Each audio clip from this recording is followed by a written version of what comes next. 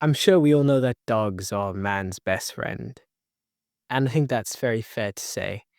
And cats are the overlords of the household. But what about horses? Now, in my opinion, and I intend to prove it today, horses carried us through history, built civilizations, fought in our wars, and now we mostly bet on them. But let's talk about why horses are actually humanity's ultimate co-op partner. Chapter 1: The Backbone of Civilization. Picture this.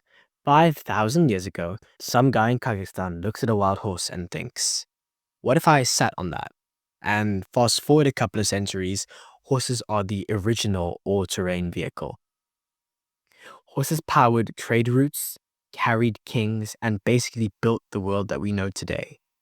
The Silk Road ran on hooves. The Pony Express, the OG FedEx. Before we had cars, horses were our engines. Before we had cities, horses helped us to make them. And let's not forget about the Industrial Revolution. We were pulling everything from coals to carriages to fire trucks to our metals with horses. Now, imagine your town is on fire and the fire department rolls up on horseback. Now that's dedication from the horses. Chapter 2: The Saddle and the Sword. If you think that horses were just used for transportation, you are seriously underestimating the battlefield KD ratio.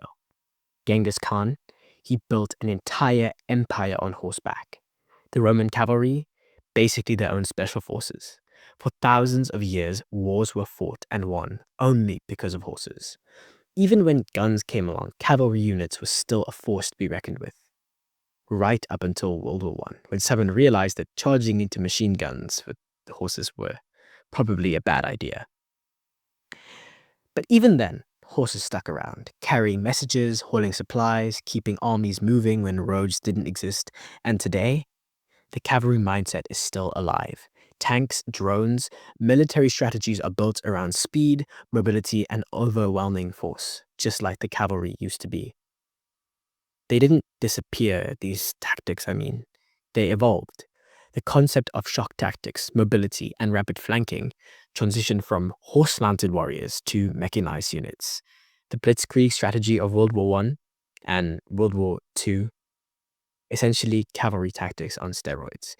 Even today, modern armored divisions and air assault strategies reflect the same core principles developed thousands of years ago through cavalry warfare.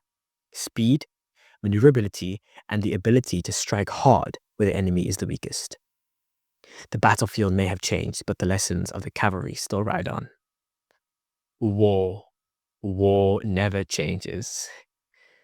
And Act 3, our final chapter, from war to wages. If horses aren't charging into battle anymore, what are they doing? Well, it turns out they went pro. Horse racing is basically the Super Bowl, except instead of quarterbacks, we have horses named Lightning McNay and Hoof Daddy Supreme. And billions of dollars are bet on, made, and lost every single year from these races. And entire industries exist, are built, or maintained, or run around these animals. But beyond racing, we still love horses. Rodeo culture is thriving. Equestrian sports are at their all-time peak. And let's be real, every little kid, whether it be a boy or a girl, has been interested in a horse at some point. Cowboys may not rule the frontier anymore, but their legacy, that's still galloping strong. Now, horses aren't just animals. They're history. They've carried us through wars, helped us build cities, and even now, they still find ways to keep us fascinated. Maybe it's just nostalgia, but maybe it's something deeper. Whatever it is, horses have been with us for millennia, and honestly, we're all the better for it. Dogs are great, cats are cool, but if we're talking about the real best friend to mankind, horses have been carrying us, literally, for thousands of years. Thank you, and see you, Space Cowboy.